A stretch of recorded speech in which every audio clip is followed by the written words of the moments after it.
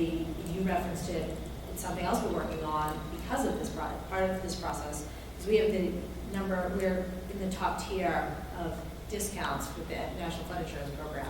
FEMA just completed an audit on permits issued in the floodplain, and going out, and they reviewed the city's due diligence in the building projects we have within our floodplain and where we are in that process. So I think that's another thing that you and I should probably follow up on after the first of the year and see where that stands. I think all of these pieces play together, but what's most important is getting these maps correct. And hopefully we're not doing this again. 2 more years, I don't think I can take it. Okay, other questions I had for you.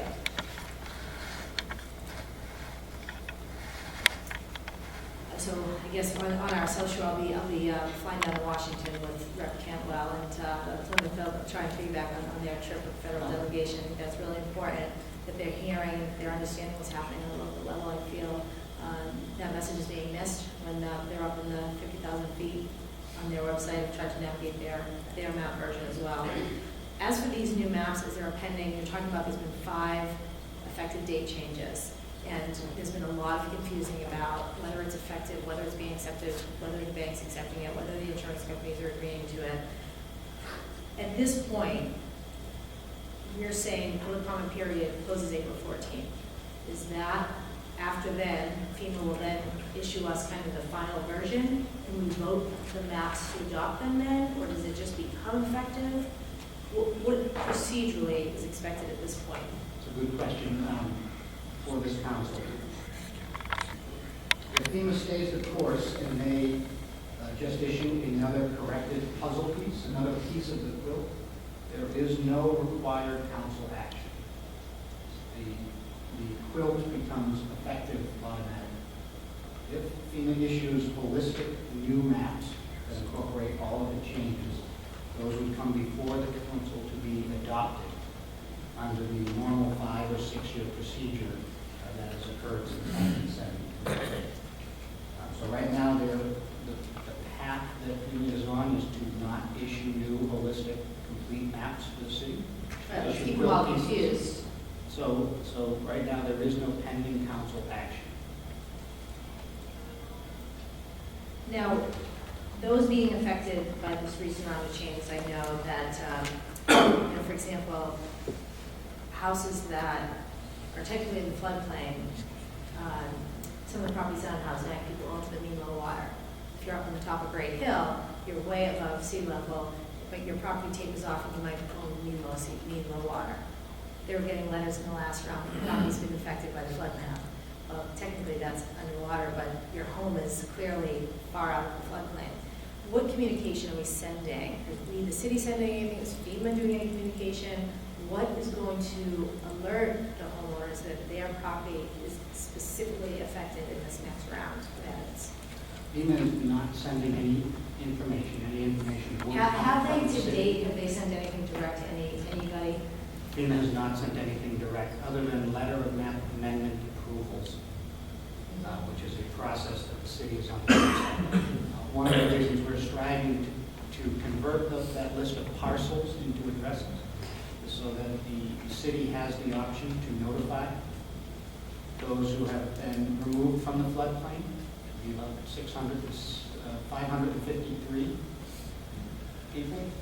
Those parcels that have had an improvement to their flood status so that they can then turn and notify their insurers or their mortgage companies. So we are driving to create that address list so that communications can go out from the city to those parcels that have benefited from this long, arduous process. So we are still compiling our data. So we, the format of how we receive this from FEMA, to be able to translate it to make it understandable for you or I, who spend a lot of time on this issue, versus the individual homeowner who's worried about their specific address. When would you say we're ready, or we, the city, will be sending out communication relative to this round of changes? Do we have a public notification requirement from FEMA on this latest information? We do not. I would recommend that it be done by the 3rd or 4th week in January. So if anybody would like to comment, April 14th, there's a window of time to understand it, react, and comment. So I guess I'm just trying to put a timeline of when would be best for us to do our Loma workshop. So whether we want to time that together. I mean, it's two different things, I right? would say early February. Early February. After this letter goes out to notify. Okay. And April 14th, 17th, public comment closes. Would, and I'm not going to hold you to this date, because it's not one day we've talked about it's stayed. But when, assuming the 90-day, 60-day give back, would we anticipate closing the window on this? FEMA anticipates April 14th, 2017, because they issue the maps with a presumptive approval. So date, let's not read the assuming nobody comments. will submit public comments. And because we've now been through this process for previous times, I'm fairly sure they're going to hold strong. You want to close the book on this one, Counselor? They really are ready to close the book on this one. I'd like to see the FEMA flood map issue get over the finish line. So I assure you, I will be writing a letter, as I have every step of the way, for the public comment period. I assure you, many of my constituents who are also frequent flyers on this topic will be issuing comments. You had asked that letters on this topic, sorry, Mr. Walker. All these letters get addressed to the mayor's office specifically. So, dear Mayor Coe, previously FEMA had rules about, our case number being referenced in the letter and kind of some specifics. Is there something similar that needs to be done at this process, or an email to the mayor's office, a letter to the mayor's office, any communication, open a Facebook comment feed of, here's your opportunity, I'll be passing all these comments on. Is there any formality that needs to be completed for these comments? There is not, which is one of the benefits of, I believe, this round being compiled. The DPW can put a cover letter on it with all of the bureaucratic nomenclature required by FEMA, and then transmit the funding. They thought 44 comments was a lot. I'll probably have 100 and 200 comments on Facebook before the night's over. I just want to thank you. Woodard and Kearney, your firm, have been such a great resource for us. Professional staff that you've provided to us, that the Woods Hole Group has brought on board for us in helping raise awareness in this issue. And what's most important for me is getting these maps right. There's no question that the city of Quincy is at risk during storm events, but those who are at a reduced risk or not at risk and are part of a map due to antiquated technology, it's time to get these maps corrected. I think we've put in a lot of effort in doing so. I know for myself and my constituents I represent, I will continue to do so. I will put something together, communication to let people know, some follow-up information. Is, Ward 1 probably really has the highest volume of these policies, but it's been quite frustrating in being involved in FEMA's process without them understanding what's happening here in our municipality. They don't come out to these neighborhood meetings. They don't come out and talk to their constituents, and it's frustrating in working with this federal agency on something that's so important at the local level. So, thank you. Thank you, Madam President. Thank you, Councilor first. Councilor Devon. Thank you, Madam President. Thank you, Mr. Joe Shea, for all your hard work on this. And I had some phone calls and people wanted to get some updates on this. Thank you for coming in tonight. Thank you, Quincy DPW, for all your help and assistance on this matter. It's been, I guess I could say this on here, it's kind of a scam to produce more financial money for the big catastrophic situations that have happened across the U.S. And unfortunately, we got hit pretty hard with this. I have a couple of questions just about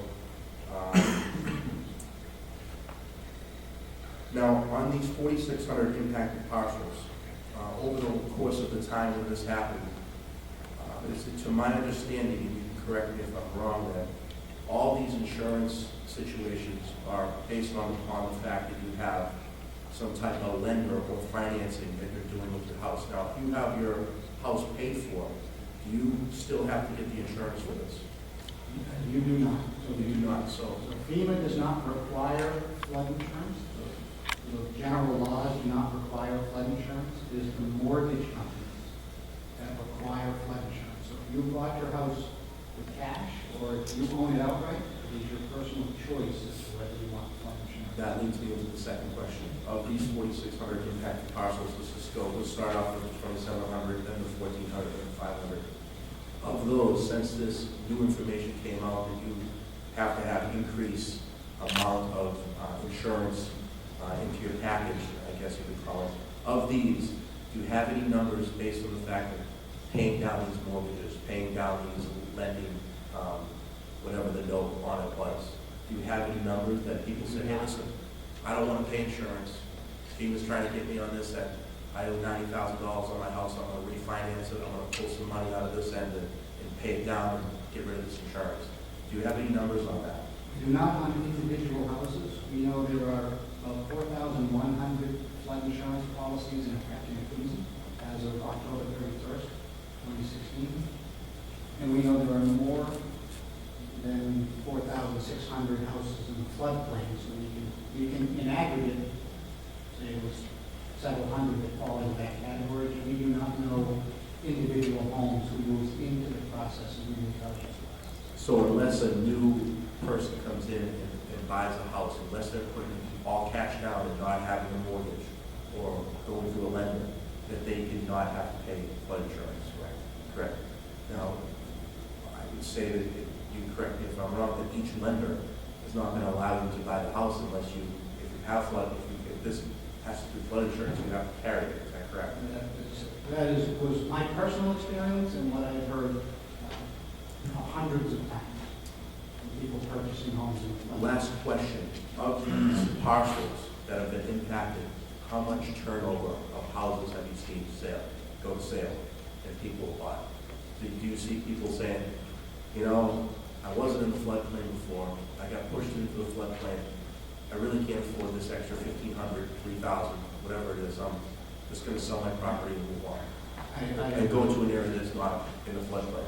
I don't have any data on that, Counselor. I've heard anecdotally, we have received dozens of calls from people who are at closing, asking on the phone, saying, I'm at a closing, flood insurance has now come up, could you please send us some information? Which we could use the proper review and at least get some information to them about whether they are truly impacted. But I don't have any statistics. It would be really good if maybe if you could offline, if you could maybe get some more information on that. It's just to look back on the data and the skew of the different turnover that's happened in the city of Quincy over the last 2 years since this happened. I mean, we've seen an increase in sales. I've seen also with more produced, housing as well. But we also see a lot of turnover, and I want to see if this impacts it at all. Just something to learn about the city and as we move forward. What the impact of FEMA did for Quincy in 2014, 15, 16, we're going into 17 now. I have to agree with Councilor Forrest on it. It's put, especially her ward, as well as Councilor Kane, Councilor Harris, and Councilor Hughes, it's put a strain on some of those houses that are in these wards throughout this time. And here we are, it's almost like the brakes were put on and they're still not producing much information to the public. So if I could get some of that information, it really helped me, and I think it helped the other councils, as well as the city, to find out data on how to move forward with something like this. Because I'm sure there's going to be more catastrophic things happening in the United States of America. With that, thank you. Thank you. Thank you, Councilor Devon. Anyone else? Anyone else? Very quickly, Joe, I just thank you very much for your presentation tonight. As always, Woody McCarran just answers every question that we continue to get, and you in particular have been a tremendous help to not only the city and but to the residents, and so I thank you for that. Just two very quick questions regarding the new tact for FEMA regarding inland streams and waterways. Just first question is, so folks who need to be sort of mindful of this next, who don't live on the coast, like a lot of Council Forest folks, but people like myself who live near the brook in Quincy, who maybe never thought about it because they don't live on the coast, need to sort of be mindful of the fact that this is starting to, is going to start to affect them. Right. And then when you hear in the past, you also spoke about the fact that you felt like FEMA wanted to take on some of your thoughts, really, but some of the cities and towns who've been giving them grief over the last revision of the coastal maps wanted to sort of work with you cooperatively to correct some of the mistakes that might have happened in the last revisions regarding the coastal maps. Do you still feel that that's FEMA's attitude, or is there a shift? Are they just doing this on their own in a vacuum, or do you feel like they are sort of taking the input of communities who push back on the coastal maps? I believe they are taking the input of communities. We've had 2 meetings. Jen has joined us at both the USGS and FEMA specifically regarding Furnace Brook and Town Brook infrastructure, which was a process that didn't exist in 2013, 2014. Good. So there clearly has been a change in the process. We model that through to make sure there's a change in the outcome. Yeah, well, hopefully it carries to the outcome. Well, thank you very much, Joe, and I appreciate it. And we'll be hearing more in the future, so thank you. Thank you very much. Thank you. Next item, Madam Clerk. Number 2 on the agenda, 2016-284, upon the recommendation of the Director of Human Resources. Motion to waive the reading. Councilor Crowell. Councilor Crowell. Thank you, Madam Chairman. What we have before us here this evening is essentially the outcome from what was spoken about during budget season when we put into reserve for appropriations. Various collective bargaining units were in the process of negotiating contracts, and you see there before you this evening, the local 1139. So that's the result of the contractual negotiations. So with that, I move approval. Okay, motion to approve by Councilor Crowell, seconded by Councilor Devonna on the motion. Councilor Calhoun. Review to A1. Perhaps the annual negotiation prices represent what's the, Yep. how many years, what's the bump? Great to Mr. Walker from the Mayor's Office. Council, this reflects, through you, Madam President, this reflects a 1% increase for fiscal year 2016 and a 2% increase for fiscal year 2017. And the appropriation that we're making now is just for this year? Right, it's just this fiscal This year? covers the retro pay and the coming fiscal year. So when you say it's a 2-year contract, one of the No, years? actually, it's a 3-year contract. So this includes a 3-year contract, one of them is the last year? Correct. One of them is the current year? Correct. And the third is the future year? Correct. Okay, so this appropriation covers retro, back 1 year, in the current years? Correct. Okay, and you said it was a what, 1, 2? 1 and the 2. That's only 2 years. For this appropriation, of course, it's a 1 and 2. 1 and 2, the full contract is a 1, 2, and a 2. And there is actually these contracts, they're 2-year contracts and 3-year contracts together. We're only allowed to do 3 years at a time, but the bargaining units have agreed to extend these agreements. So there's actually a 2 and a 2 on the end as well for the following 2 years. And what are the numbers in those 2 years? 2 and 2. So it's a 1 A 2. for the retroactive, It's 1 and 4 twos. 1 and 4 twos. Thank you. Thank you. Thank you, Mr. Walker. Thank you, Councilor Calhoun. Anyone else on the motion? Motion to be heard. Very well, Madam Clerk, will you call the roll? Counselor King. Yes. Counselor Crowe. Yes. Counselor Vaughn. Yes. Counselor Finn. Counselor Harris. Yes. Counselor LaFars. Yes. Counselor Liang. Yes. Counselor Calhoun. Yes. President Hughes. Yes. 8 members. Thank you, Madam Clerk.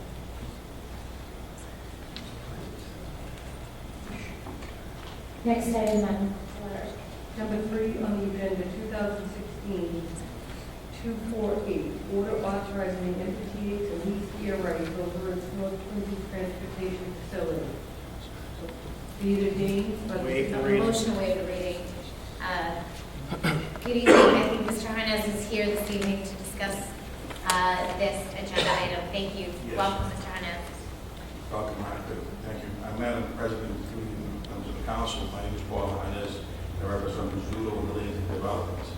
We're before you today seeking for consent for the MBTA to to lease the air rights. Now, this consent comes under Chapter 547 of the Act of 1967, which specifically at that time, when the MBTA came to the city was, I would say, smart enough to make sure that any air rights that the MBTA may have could only be leased out going through the city. Now, it specifically says, the Act specifically says the MBTA shall not lease any air rights or space under this Act without the consent of the City Council and approval of the Mayor of the City of Quincy.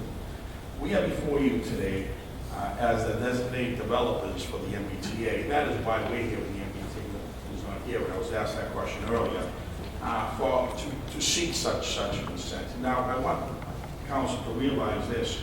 We are not seeking the approval of any project. That whole issue with regards to going forward a project will go through the proper steps of the city. We are only seeking here consent for the MBTA to actually lease out the air rights above their tracks. So what we're asking the council to do, if the council would, is allow for that consent, give that consent to the MBTA to lease out its air rights. And again, I want to emphasize, and I know there's a lot of concern here, we are not here asking for the approval of any project at all. We are only seeking that the council allow the MBTA to lease out its air rights. And that would be with the consent of the council and approval of them. Thank you. Thank you, Mr. Harness. Okay, Councilor Calmucci. Thank you. Good evening, Mr. Harness. Good evening. I don't think you've been before us since you represented the business on Willard Street there. I believe that's true, yes.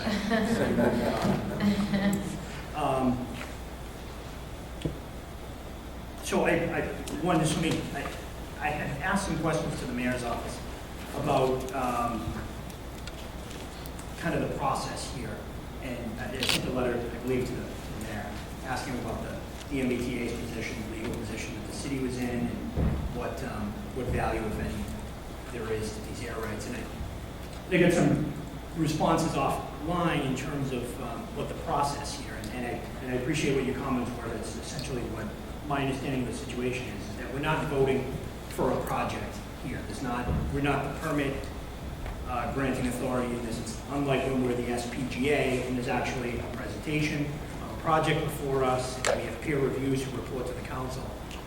My understanding is that the planning board is the permit granting authority on this particular project. Is that correct? Yes, that would be correct. And has anything been filed with planning yet? Nothing's been filed. So that'll be a future date, there'll be public hearings and whatnot. Yeah, we're hoping to introduce it to the planning board without submittal yet. Just so the council knows, we know it's a long process. Then it should be a long process. This is not a process that will take overnight. It's a process that developers have a habit of saying we want something. We're asking that the council, we're asking that the ward councilors, we're asking that the planning board all be involved in this. This is what we consider to be a good project. But it's not a one-man show. No, it's a one-board show. I believe the councilors that are involved in this have to have some sort of say. I don't think I've ever seen a developer's attorney say, our project is the bad one, rather than we think it's a good project, right? But we do, but I will say, I come forward as also a planner myself, but also sit as chairman of the planning board. I know what it takes to get something done, and I know that it's a concerted effort between all the members within the council, the board, and also the developer. so I'm familiar with what the plan is here, but the way that I see this is, I'm not thinking on whether or not I like that plan, whether or not I think it's too many apartments, or not enough commercial, or what have you. This is a binary choice. The way I look at it, just in the reading of it, is whether or not we consent to the MBTA leasing their air rights owned above the tracks. That's essentially the choice. It's a yes or no question here as to whether or not that's something moving forward we consent the MBTA with doing. And I read this development agreement that North Quincy Partners LLC has with the T. It's like 90 pages of some of the densest legal material I've read. And this is really the document that kind of drives the agreement between the MBTA and the developer. And in it, again, it calls for the public process that I think has already started. I know the ward councilors whose project this is in, and the budding board, have done a community meeting, which is good. I mean, I'm a ward councilor. the way I look at these things, if I'm not voting on the project, if it's not an SPGA, which sometimes we have to do,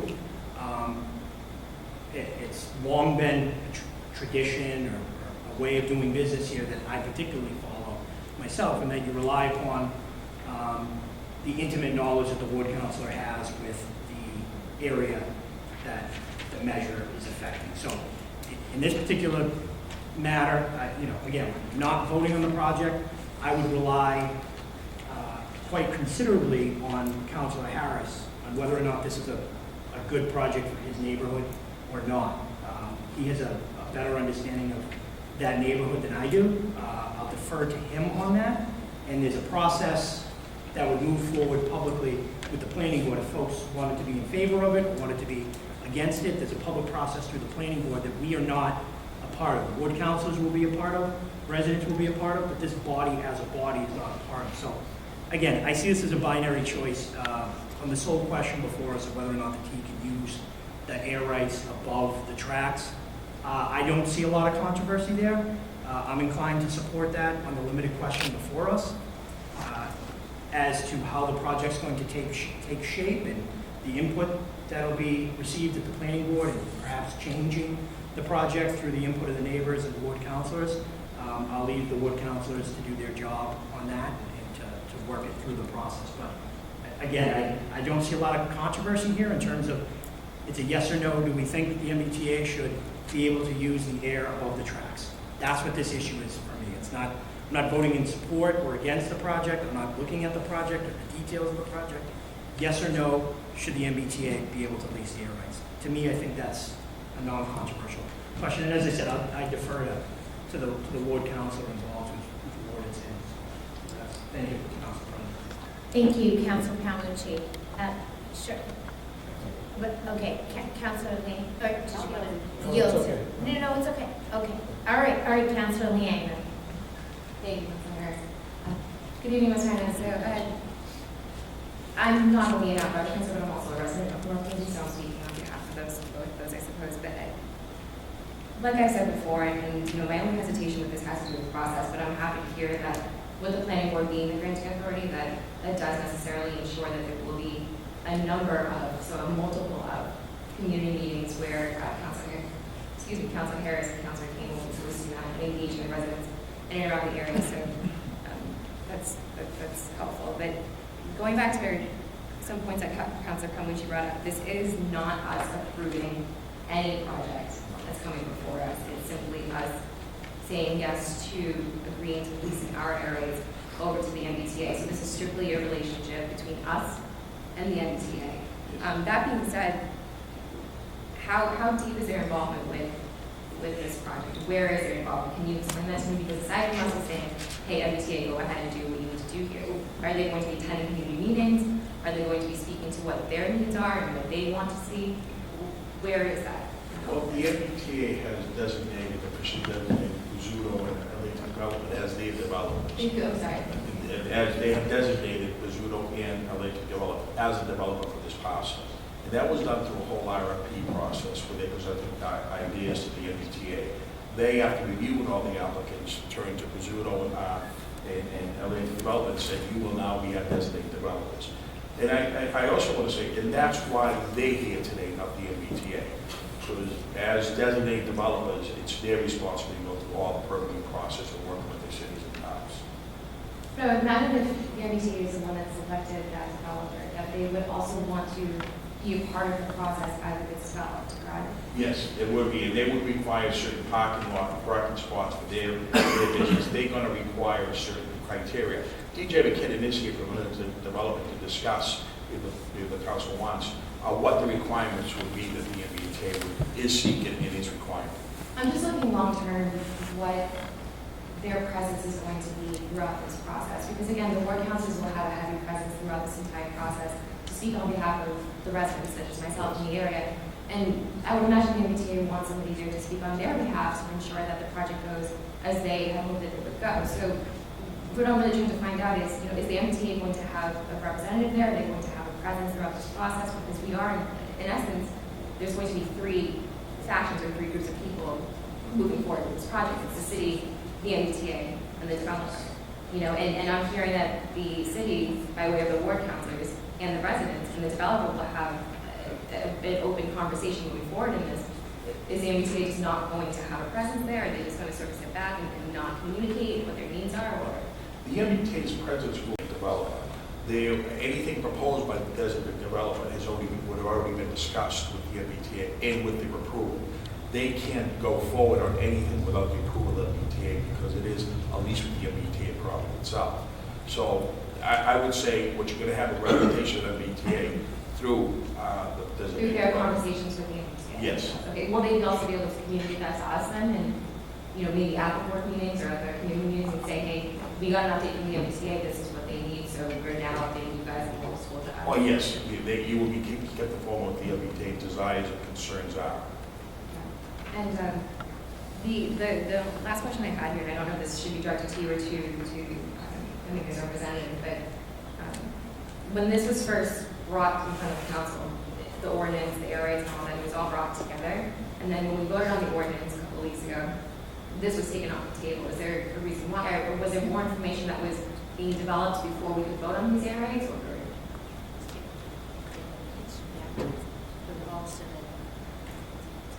like I said, when those two stations came out, I'm saying when this was first presented to us, the ordinance and the air rates were two separate ordinances presented together, and then the air rates was taken away, and we were only looking at the ordinance for the TOD for the overlay. So I was wondering if the air rates were taken off of that vote and separated from the other one because there was more information that needed to be looked into or more information that needed to be presented, or is there a reason why it was delayed? I don't think there was any reason that we weren't waiting for additional information or anything like that, to my knowledge. Mr. Walker, did you want to answer?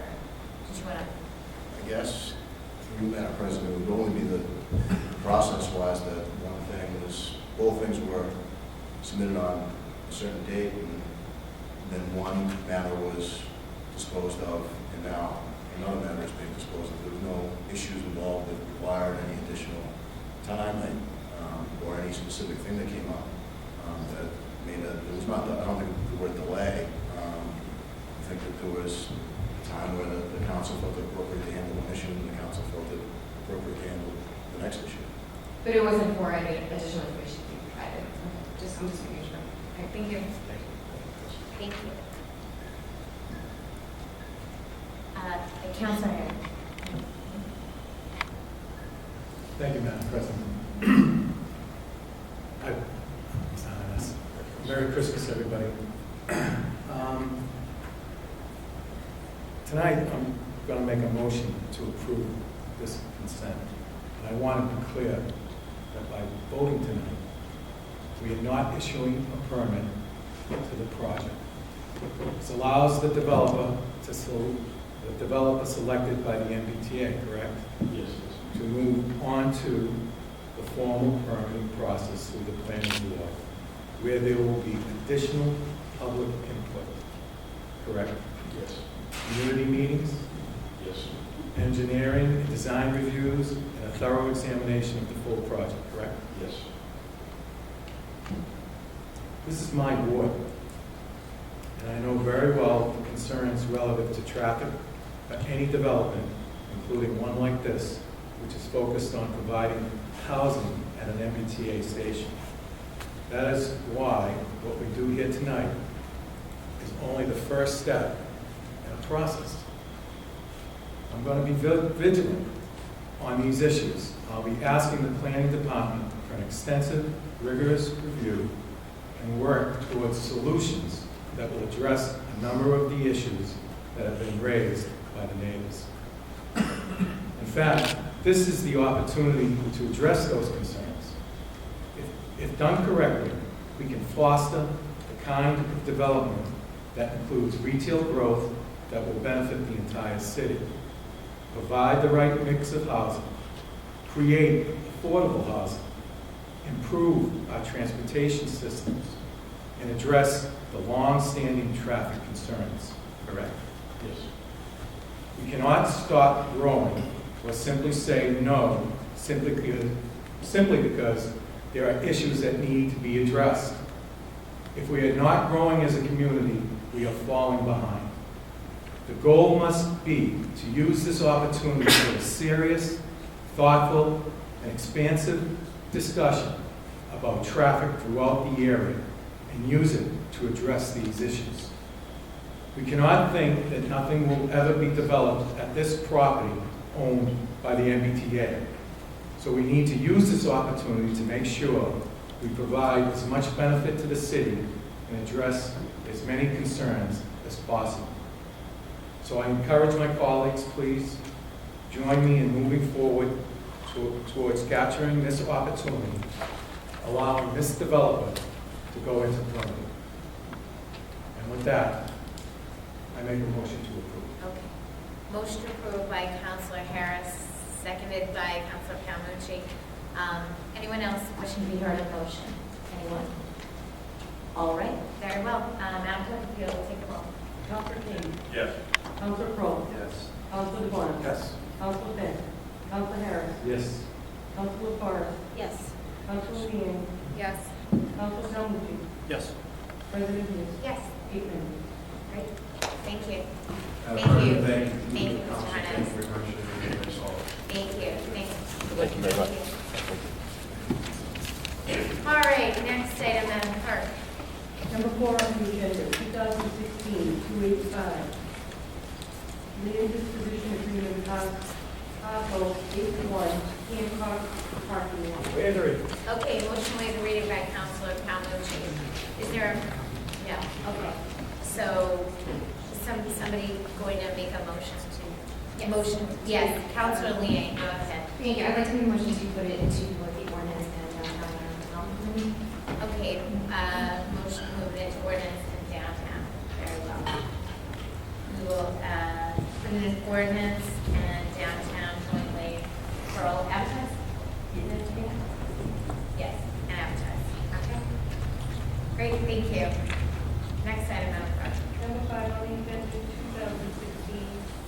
2016-286, ordinance amending the city of Quincy zoning board of county section 6.10 marijuana establishment. Okay. Very well. Is there a representative from the administration? Yes, Mr. Walker. Madam President, through you, Yes. just by way of a brief introduction, what's before you this evening is a proposed amendment to the city zoning ordinance aiming to regulate the location and operation of marijuana establishments. Obviously, this relates to the recent ballot referendum in which voters legalized the sale and cultivation of marijuana for recreational purposes. There are a number of provisions in the zoning ordinance. Some of them reflect some of the work that this body and the mayor did together on medical marijuana zoning. But most importantly, the mayor passed along the message that he believes this is a framework for future work. He knows there are a number of members of this body that have a number of thoughts and ideas on this and what shape the final ordinance should take. And we want to say that nothing is off the table. There's no proposal that we would not be open to discussing, obviously within the confines of what would be acceptable under the state law.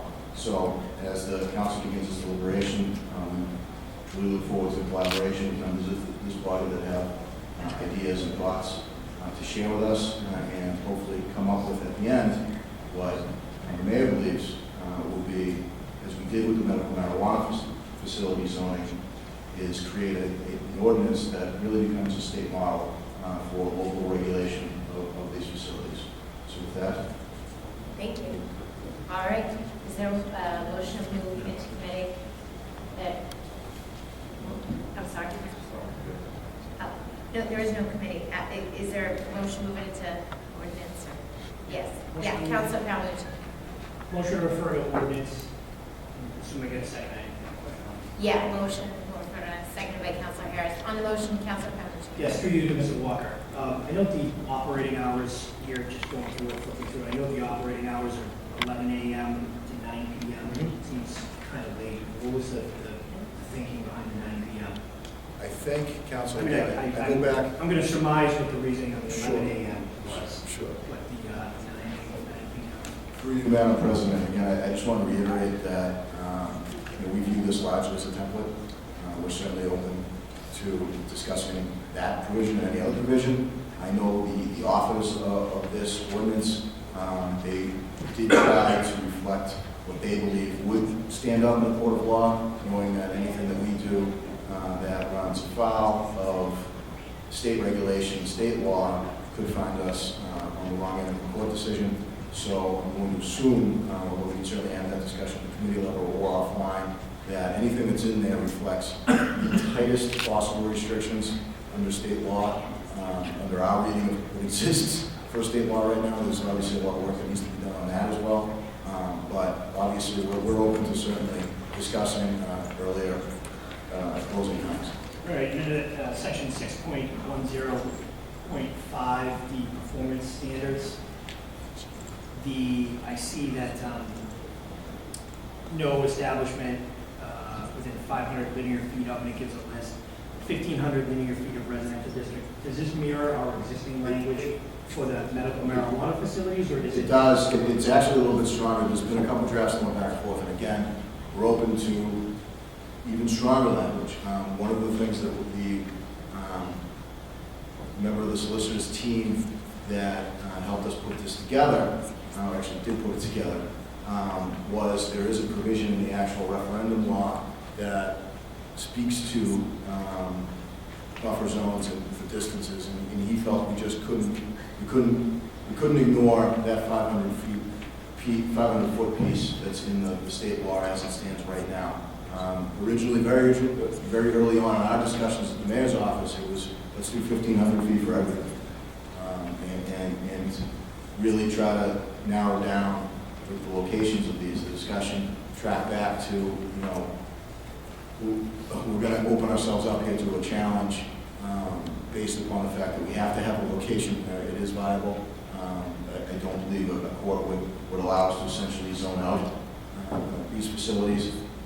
But what you see in front of you is the city, is the administration's and the legal team's first best effort to restrict the location of these facilities as much as we possibly can. Again, nothing is off the table. And on the taxation of it, I know that there's a 2%, a local sales tax of 2% of the total sales price received by the retailers shall be imposed. Is this the enabling legislation for that tax, or is this simply a reference to what the administration anticipates will be additional legislation? The enabling, the legislation itself that exists, calls for the potential for the 2% sales tax. Right, so I'm saying, will this impose the 2%? That's a question that I'll have to get back to you on. I don't know if this actually enacts the legislation, or we need to come in with a separate order for that. And we'll discuss, I presume, how this would affect the medical marijuana Yes. facility that we develop in the city, whether or not the tax would apply to that. Yes. I look forward to getting into it with the, thank you, Mr. Walker. Thank you. I look forward to getting into it with you as well. Thank you, Counselor.